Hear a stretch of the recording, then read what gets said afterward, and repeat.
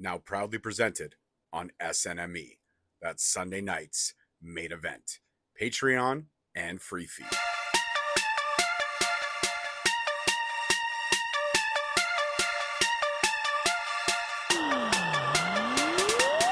Hey guys, what's going on? It's your host, your boy, George Mackay, back here on another MLW Rewind. If you're listening to us in SNME land, hello. We said it at the beginning of the show, but I always like to reiterate it. Hello and welcome. YouTube land, welcome. Everywhere else, welcome. And if you don't know, now you know. I never do this alone. I always do this with my PIC, the one and only Uncle Bobby B. What is happening out there in MLW land? What's happening? FIGHTLAND. Yeah, it's FIGHTLAND. 3 weeks out, literally 3 weeks out. We are in November, and it couldn't be sweeter on this November 2nd. And we're going to talk all about today's episode. So before we do that, though, we should probably get into the releases and everyone that we know that's a free agent that will no longer be on MLW TV or pay-per-views. So so remember we chatted about it briefly last week, and it came out that Hammer requested his release. Don't know if it was granted, but I know he requested it, and I don't see why it wouldn't be granted. And the same goes for the Samoan SWAT team, Juicy and Lance. They have requested release as well. Absolutely. And I believe Juicy said that he was done. He posted on his socials a shirt saying, with a Samoan SWAT team shirt saying, "Hey, I'm done. MLW, thank you for the opportunity. Looking forward to the future." So whatever the future holds for these three individuals, when Hammer does, and if and when he gets his release, we wish them all the best of luck, and we enjoy the memories that they brought us for sure.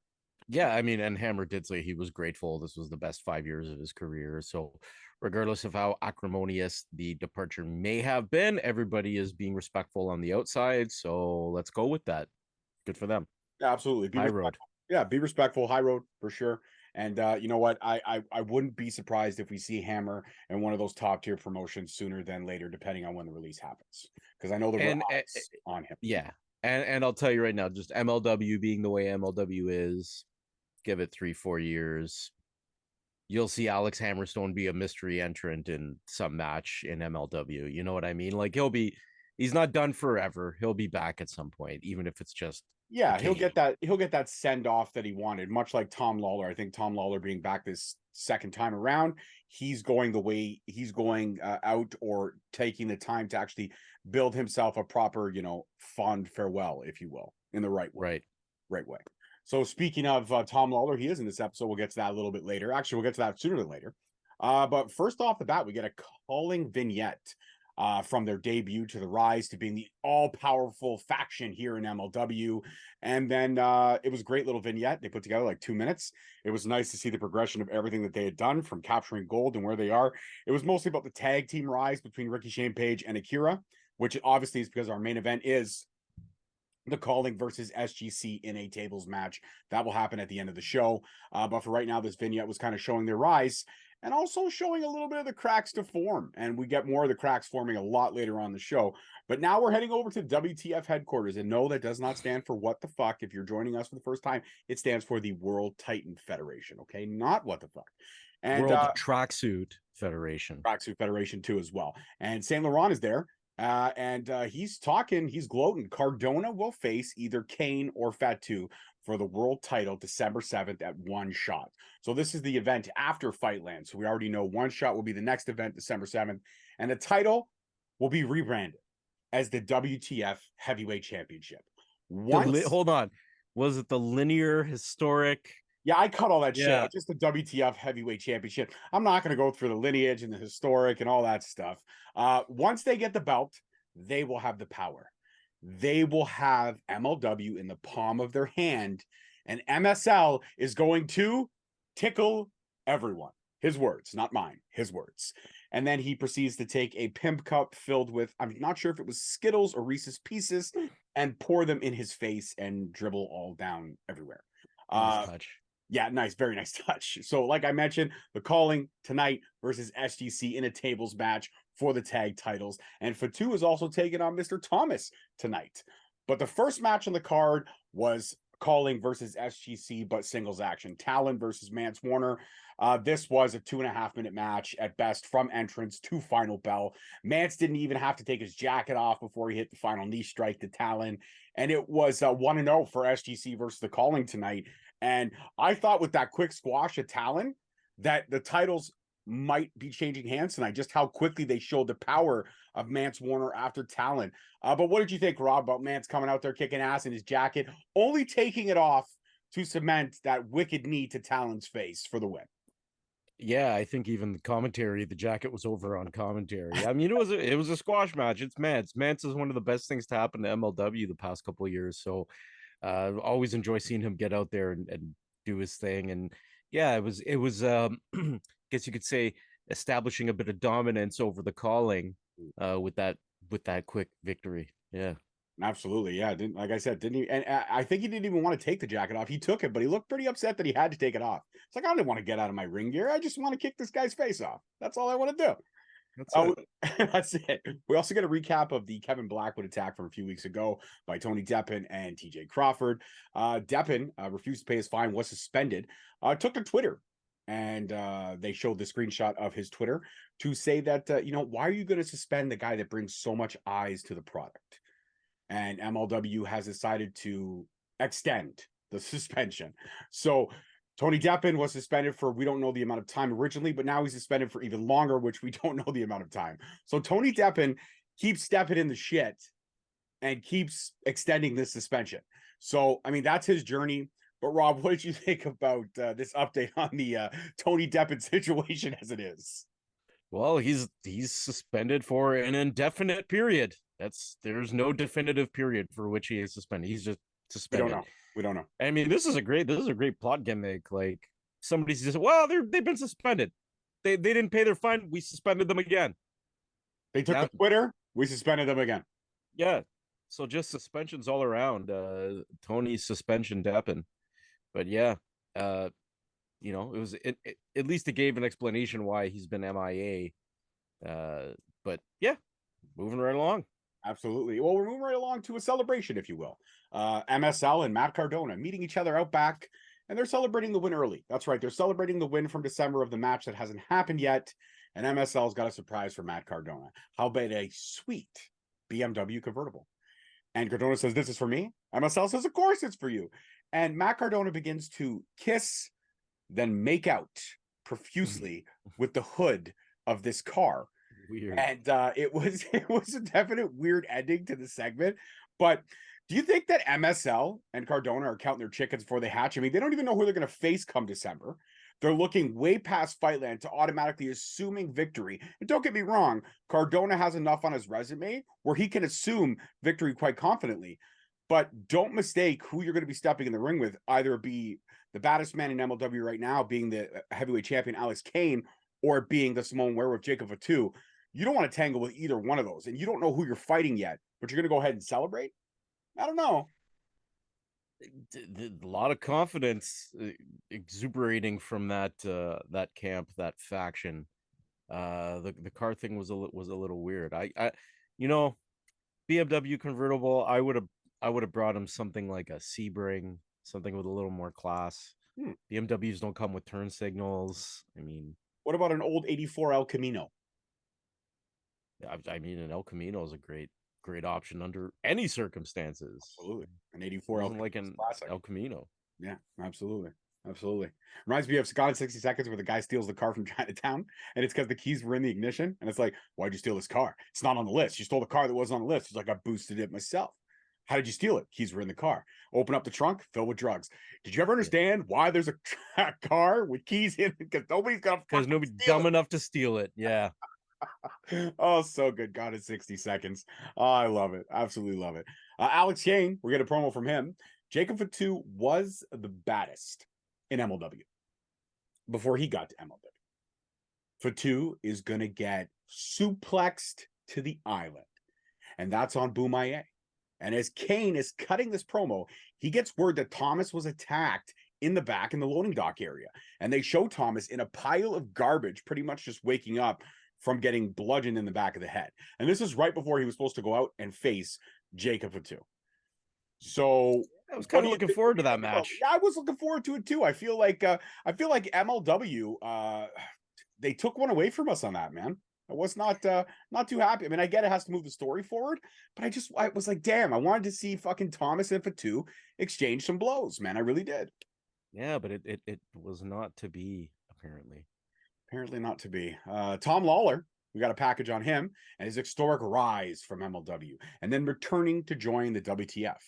Now he's in MSL's office. He's eating his jelly beans. I guess the Reese's Pieces are no longer in the cup. It's been refilled with jelly beans.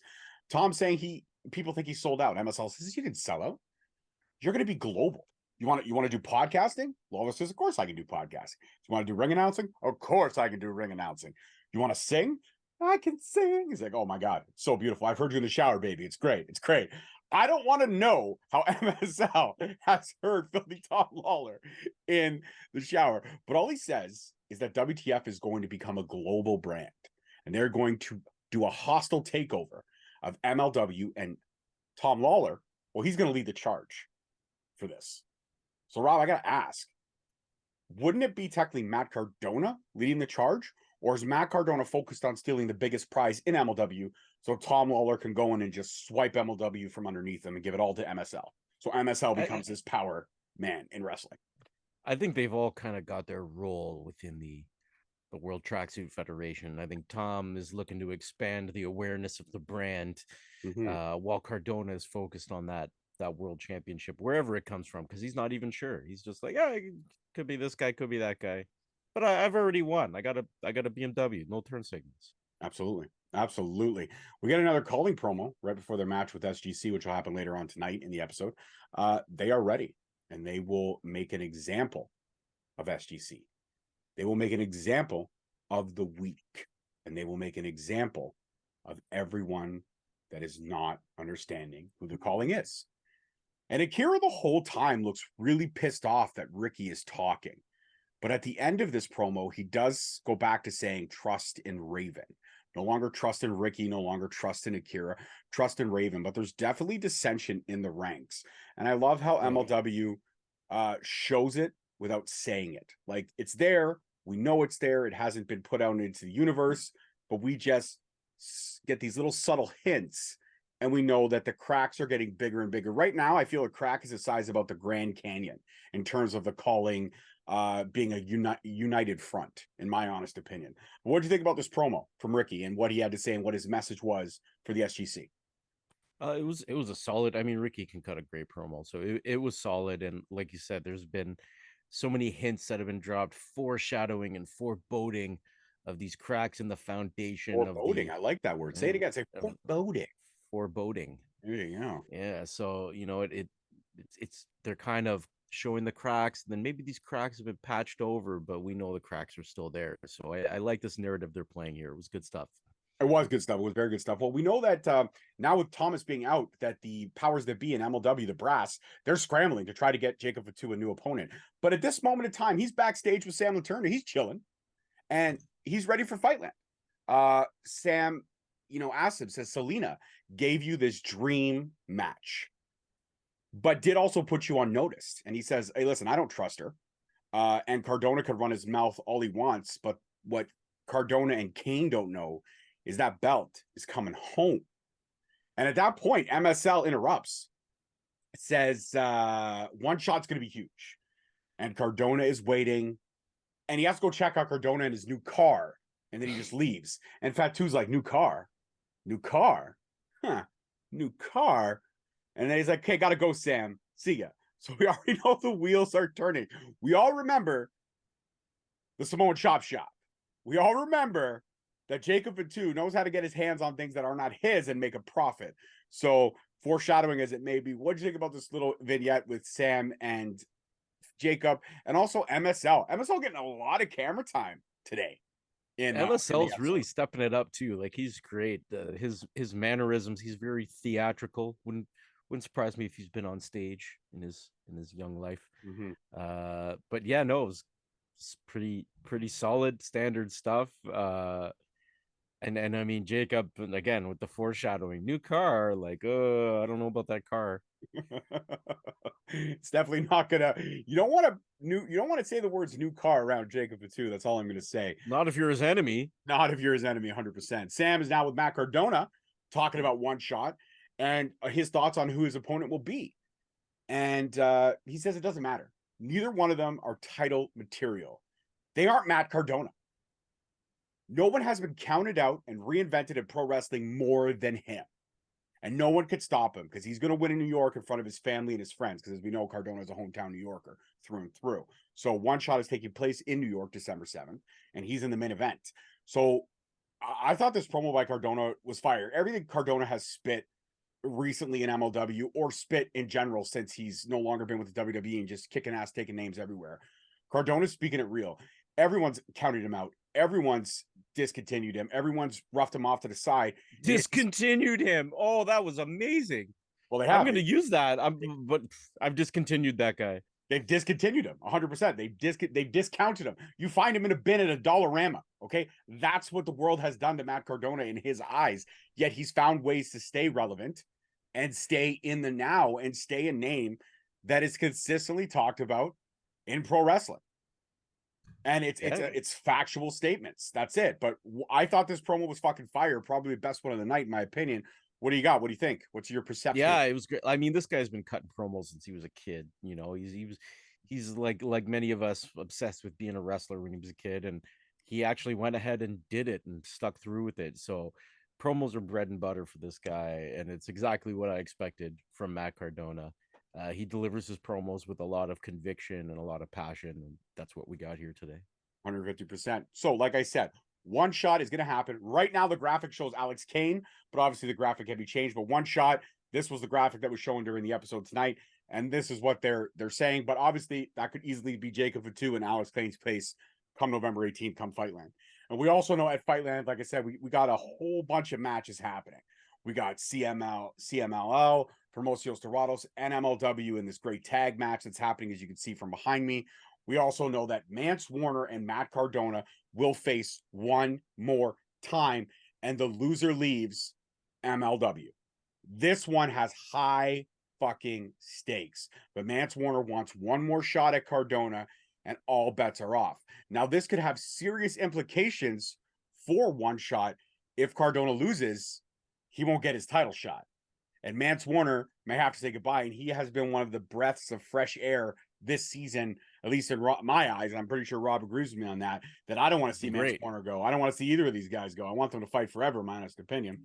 And also, we know the main event, Alex Kane, Jacob Fatu will go one-on-one for that world heavyweight title. And I cannot wait. The more and more I talk about FIGHTLAND, the more and more we see the matches that are coming, just like they did with Slaughterhouse, just like they did with Never Say Never. They build these matches so incredible. They build these cards so incredibly that the whole card turns out to be a fucking banger of can't miss matches. And if you haven't jumped on the MLW bandwagon, what are you waiting for? Fight Plus, $7.99 a month. You get MLW plus so much other content, hundreds of hours of pro wrestling for literally the price of 3 cups of coffee, or if you're a Starbucks drinker, 1.5 cups of coffee. Yeah. Well, yeah, exactly. But you know, what do you think about that? The new addition to the card is Mance and Cardona, and the loser leaves MLW. This one has huge implications, like I said, and this could change the landscape of MLW in a lot of ways. Yeah, I mean, really, you don't want to see either of these guys kind of go. So I'm curious how this is going to play out.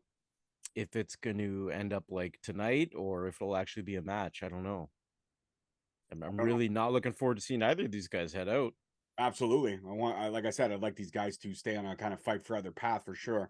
Jay Boujii, he's coming out to represent Bomaye, I guess, because Mr. Thomas not being available. I originally thought Jay Boujii was going to face Jacob Fatu, and I was like, damn, they really throwing the youngster to the wolves literally there. But then Brett Ryan Gosselin's music hits. He's debuting at MLW in this put-together match, this last-minute backup match, because Mr. Thomas was not able to fight. And this match was really good. I liked it a lot. And Gosselin scored the victory via hanging onto the ropes when the ref couldn't see. Steals one from Jay Boujii and the Bomaye Fight Club on a night when they were already like down and Kane was pissed and all this shit was happening. Now Jay Boujii suffers a loss.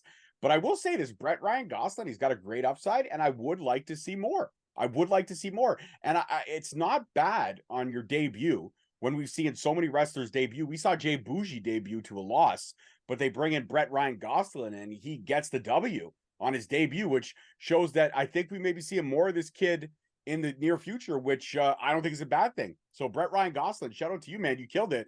And the fact that you also look like Ryan Gosselin is fucking hilarious. So keep that name. It was fantastic. I loved everything about it. Rob, what do you got? Yeah, no, the kid looks solid. Good fundamentals. I was watching closely, and yeah, everything about his work looked good to me. Even Striker put him over, and again, Striker's not easy to impress. So looking forward to seeing more from this guy, definitely. Absolutely. He's just Ken after all. Yeah. All right, Love Dog. He is literally camping outside the 2300 arena. He's waiting for Becca.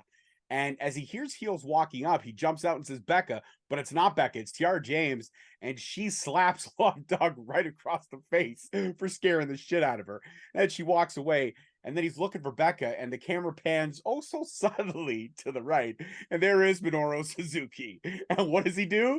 He just literally punches Doug right in the fucking face. I was fucking dying. It was so unexpected. So good. So good. And then Minoru just walks by the camera, stops, and just gives that little snarl that he does, and then just leaves again. But if that's the last we see of Suzuki, between that and the match with Fatu at Slaughterhouse, what a fucking way to go out. It was incredible, man. I loved it. Yeah. I loved it. I absolutely loved everything about it. And now Kane is looking for Fatu in the back, or he's heading to his dressing room. I'm not really sure because the beginning of the audio was a little muffled. And he's approached by a reporter asking if Kane has any comment on if Fatu assaulted Thomas. Kane says no comment, and he walks to the dressing room, slams the door. Then MSL comes around the corner and slips the reporter a little bit of money. And now the dots are connecting. There is someone who either knows the attacker or was involved in the attack himself, or he was the orchestrator of the attack in some way, shape, or form. So obviously WTF had something to do with Thomas being put down before his match, and MSL not really hiding the fact. I mean, MSL may be great, but he's no spy. And he's no spy. He's no fucking spy. And it was very easy to connect the dots throughout this entire episode of what was happening. Then we get a quick little word from Selena De La Renta. She's gloating.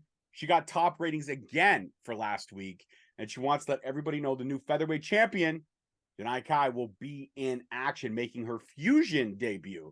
Not her MLW debut, but her Fusion debut next week. Rob, what do you got? Can't wait to see Janai Kai make her Fusion debut. That's what I got. Fair enough. Fair enough. And also Don King. Well, what? I always shoot to you for No, I'm not. I wasn't saying anything. I was saying like I'm excited. Like Janai Kai, impressed with that title win, and she came out of nowhere. So I'm excited to see her on Fusion now. Demon Kicks herself. Like she cuts an imposing figure. Absolutely, she's dangerous, and she's one of the sweetest people in the world. Though, go back to the Straight Talk archives, you can see our conversation with her. She was fantastic. Don King will also be not in the building, but will be on Fusion next week, speaking about Fatu versus Kane, and he'll give his opinion or his thoughts on that next week in Fusion. Now, backstage, Kane and Fatu, they're about to go at it.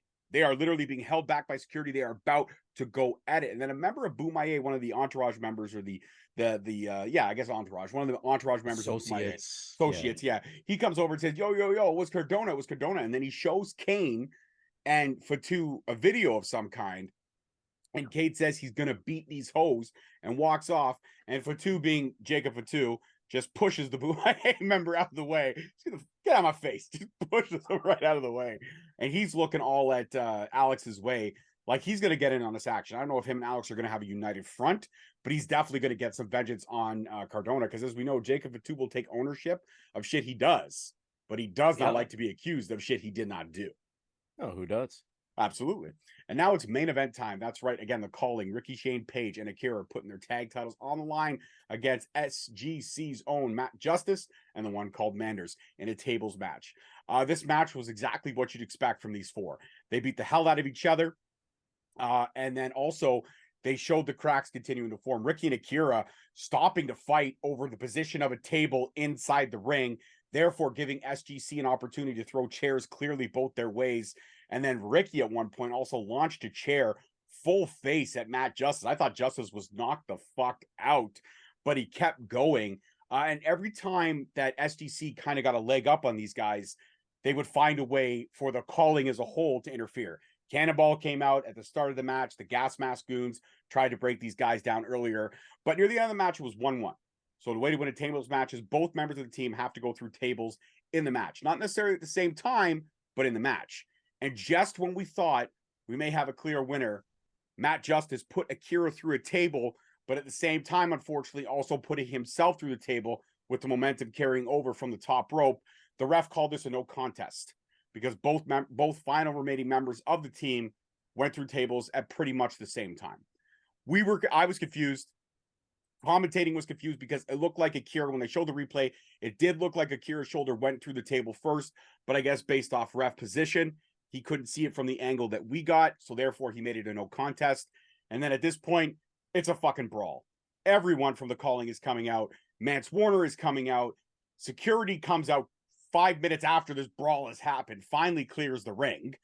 MLW security, you guys were slipping this week. Just want to say that. You guys were not on point this week whatsoever. And then Mance Warner and SGC cut a promo and say, we're going to do this one more time. Why don't you hang these belts above the ring and see how far you get with unhinged motherfuckers like me and Manders? Matt Justice looks at the camera and says, the calling, Philadelphia, next time you see us, you guys should buy a ticket and take the ride.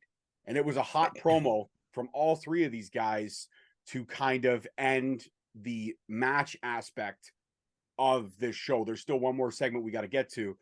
But Rob, as a whole, the way they told this story today for this main event, the match was great.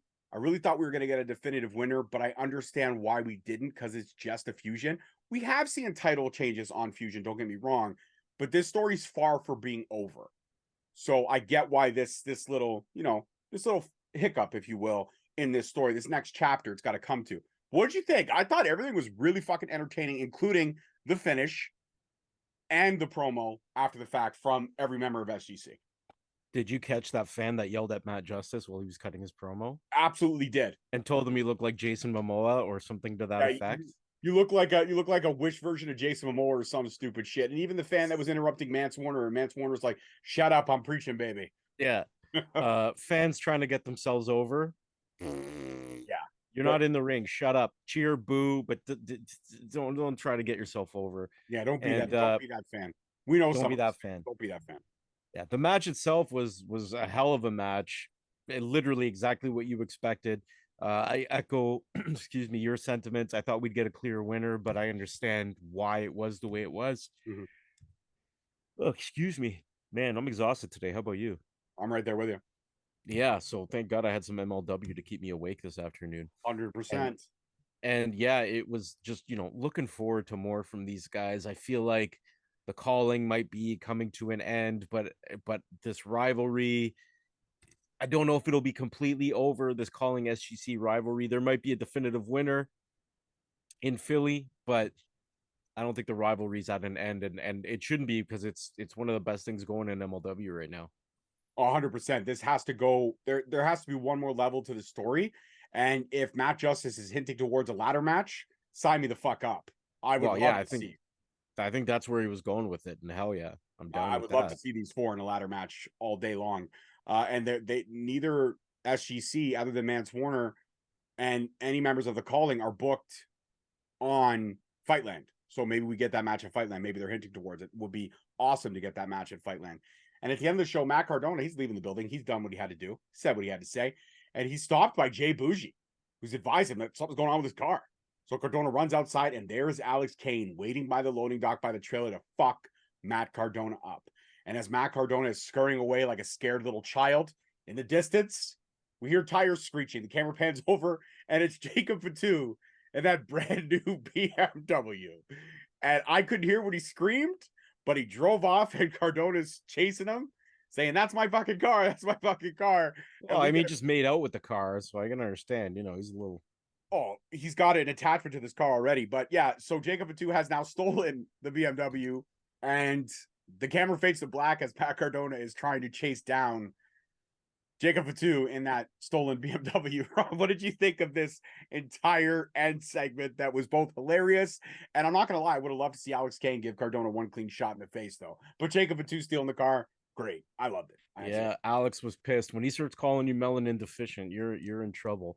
And Jacob Fatu just one of, you know, Jacob's one of those guys where he's a serious badass, but he also has that light side to him, that humor side.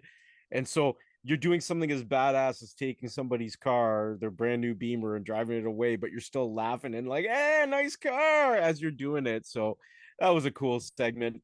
And you know, Matt Cardona plays the upset victim, you know, like lose it. It was great. It was enjoyable.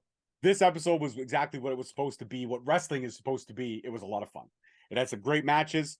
We got to see some debuting talent, which looked great, and I hope to see them back. Definitely want to see Brett Ryan Gosling. Brett Ryan Gosling, excuse me. Yeah, I was trying to stop the yawn because you got the yawn, and now I've been trying to stop it since he yawned. Oh shit.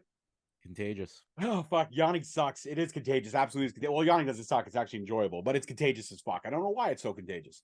But regardless of the fact, Fightland is shaping up to be great. We already know 3 of the possible 6 to 7 matches. That's usually what we get at an MLW event. We already know 3 of the 6 7 matches that we're going to get. That means there's going to be 3 more announced 3 weeks out from Fightland. We got 2 more fusions and then Fightland. So anything can happen from now till then. But regardless, I enjoyed it. I can't wait to hear what Don King's going to say via satellite or Zoom, because as we know in those, and as much as I love Don King, he does not look to be in the most picture perfect version of health right now. So I can see why he's not making the trek out to Philly and New York and all that stuff. I get it. I totally get it. So you want to stay at home, and I understand all that, and I appreciate that. But there's a lot of storylines being developed and a lot of storylines tightening up. And I already love how we're building, even though Fightland hasn't happened. I think this is ingenious by MLW to go ahead and build to the next event, already giving us a main event. We know that Cardona is going to get a title shot. We knew that last week. We now know it's one shot. We just don't know against who. And I think that's great. And all that tells me is one of 2 things are going to happen. Either Mance Warner may lose at Fightland, or for some way there may end up being a no contest and both will stay, which I hope is the case. And if there's an interference, right, because there has to be a definitive winner in order for someone to leave. So if there's an interference, then that voids everything. No one can leave if nobody lost, right? Yeah, I don't think a DQ counts. No, I don't believe it does count on it. I think you got to be pinned or submitted in order to be able to consider yourself a clear winner in that type of match. Right. But all in all, MLW always delivering, always building. And I got to say, before we used to notice, and I think you might agree with me, Rob, there used to be lulls. There would be lulls and then builds. But I got to say, since they've started going month to month with these pay-per-views, there have been no lulls. And as being an MLW fan and an analyst of the product, it's just solid. And it's getting even better, from production to storylines to match development. Even the fusion matches are starting to become matches that you can't miss. Because if you miss a fusion, you met Brett Ryan Gosselin. You wouldn't have seen him. Right. So you got to keep your eyes glued to this product. And fuck, it's an hour a day on a Thursday. It's not affecting anything from your weekend. It's totally accessible. And if you can't watch it on a Thursday, guess what? It's available from you from 9 o'clock on.